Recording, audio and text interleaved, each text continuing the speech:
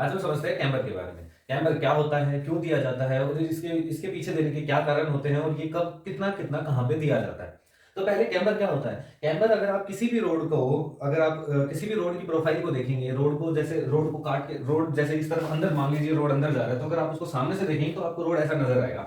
जिसका मतलब क्या है कि अगर ये हॉरिजॉन्टल लाइन थी तो ये हॉरिजॉन्टल सरफेस ना होकर बीच में से उठा हुआ होता है। बीच में से उसका लेवल ऊपर हुआ हुआ होता है और फिर जाके साइड में किसी ग्रेड पे गिरा हुआ होता है।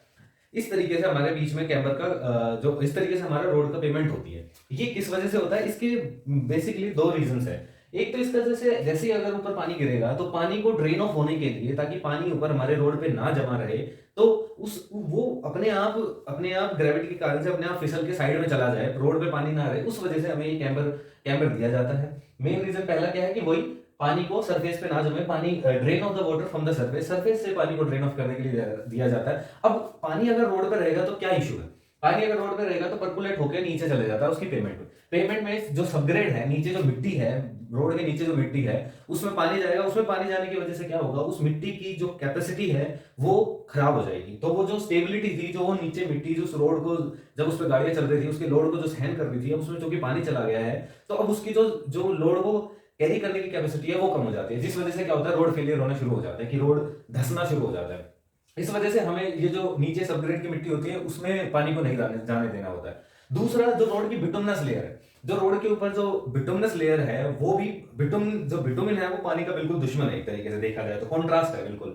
अगर उसमें पानी रहेगा तो क्या करता है, बिटुमिन और जो एग्रीगेट के बीच में, जो दोनों के बीच में कोलैप्स, जो उनके बीच में एक एडेसिव बॉन्ड रहता है, वो पानी उनके बीच में तोड़ देता है और एग्रीगेट उसमें से स्ट्रिप ऑफ होने शुरू हो जाते हैं। तो हमारी जो सरफेस लेयर है वो खराब होनी शुरू हो जाती है। जो हमारे रोड का स्मूथ सरफेस जो था वो धीरे धीरे खराब होना शुरू हो जाता है, क्योंकि उसमें से जो पत्थर होते हैं, छोटे छोटे पत्थर होते हैं, वो निकलना शुरू हो जाते हैं। तो वो एक स्ट्रिपिंग ऑफ एग्रीगेट होना शुरू हो जाता है, ये स्ट्रिपिंग ऑफ एग्रीगेट बोलते हैं इस चीज को, कि उसकी स्ट्रेंथ जो ऊपर की जो लेयर है वो उसमें से जो एग्रीगेट निकलने शुरू हो जाता है। अब उसकी वजह से क्या होगा, और गड्ढा बन जाता है, उसमें और पानी चला जाता है। जो हमारी ये जो हमने जो कैम्बर बनाई थी, जिस तरीके से इस तरीके से स्लोप बनाई थी, वो स्लोप और खराब होनी शुरू हो जाती है, जिसकी वजह से और पानी जाएगा, पानी जाने से सबग्रेड को खराब हो गया।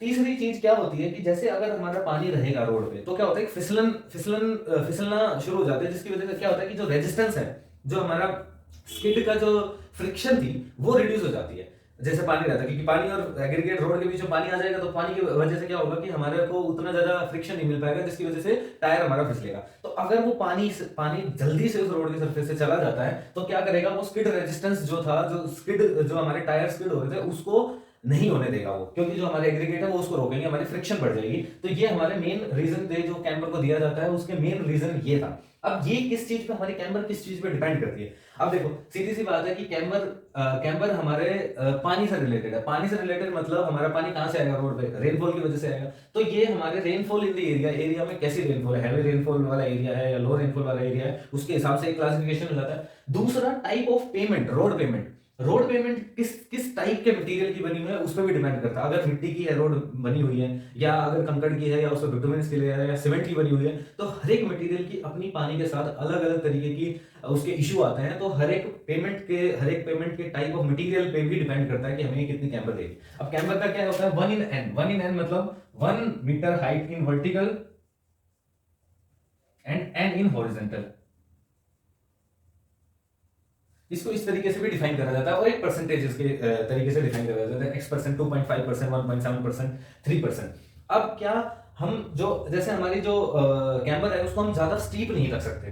क्यों नहीं रख सकते? जैसे जो स्लो मूविंग गाड़ियां हैं या किसी के ऊपर ज्यादा सामान रहता है, तो अगर स्टीप रहेगा तो वो जब गाड़ी ऐसे चलेगी तो उसके टॉपल होने के चांसेस बढ़ जाते हैं, कि ऊपर से उस पर टॉपल लगेगा तो वो गाड़ी पलटने के चांसेस बढ़ जाते हैं अगर हमारी ज्यादा स्टीप होगी तो इस वजह से आईआरसी ने कुछ गाइडलाइंस इशू करी है। गाइडलाइंस है आईआरसी की तरफ से, आईआरसी इंडियन रोड कांग्रेस की तरफ से गाइडलाइंस है कि भाई अगर हमारा ये टाइप का सरफेस है तो हमको इतनी मिनिमम कैम्बर रखनी है। जैसे कि सीसी पेमेंट के लिए अगर हैवी रेनफॉल वाला एरिया है तो 2%, लाइट रेनफॉल वाला 1.5%, बिटुमिनस सरफेस है जो कि जनरली होता है उसमें 2.5% का हम हैवी एरियाज में रखते हैं, और लाइट रेनफॉल एरियाज में 2% WBM 3%, 2.5%, अर्थ 4%, 3%। क्योंकि अर्थ और WBM क्या है, WBM केवल पत्थर हो गया, उसको कोई सर्विसिंग नहीं आती, अर्थ केवल मिट्टी होगी, तो उससे हमको ज्यादा जल्दी पानी निकालने की जरूरत है, वरना पानी अगर उस पर जमा रहेगा तो हमारा क्या करेगा, अर्थ मतलब मिट्टी है, मिट्टी को खराब कर देगा, उस ऊपर वाली मिट्टी को। तो इस वजह से इनमें इस तरीके से हमारी जो स्लोप है वो हम ज्यादा स्लोप बढ़ाते रहते हैं, जैसे जैसे हमारा टाइप ऑफ सरफेस बदलता रहता है। सीमेंट वाले ज्यादा इफेक्ट नहीं होती, उसमें 2% की भी गिरावट देंगे तो वो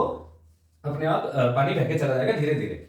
तीसरी चीज, एक चीज आईआरसी की तरफ से एक और गाइडलाइन है कि जो हमारे शोल्डर्स है, अर्दन शोल्डर्स जो होते हैं हमारे रोड पेमेंट के जो साइड में शोल्डर्स होते हैं, उसको जो भी वहां ग्रेड आ रही है, जो भी कैम्बर है, जैसे 2% कैम्बर है तो उससे 0.5% एक्स्ट्रा उसको ग्रेडियंट दिया जाता है। जनरली हमारे 2.5% का कैम्बर चलता है, तो 2.5% के कैम्बर के बाद 0.5% एक्स्ट्रा दिया जाता है, मतलब जो शोल्डर की जो स्लोप होगी, शोल्डर का जो ग्रेडियंट हो गया, वो हमारा 3% रहेगा, क्योंकि वो मिट्टी का बना होता है। इस वजह से हम चाहते हैं कि उसमें से भी जल्दी से पानी चला जाए, ताकि वो वहां से परकुलेट होकर नीचे ना जाए और नीचे वाले पेमेंट को, नीचे वाली लेयर को खराब ना करे।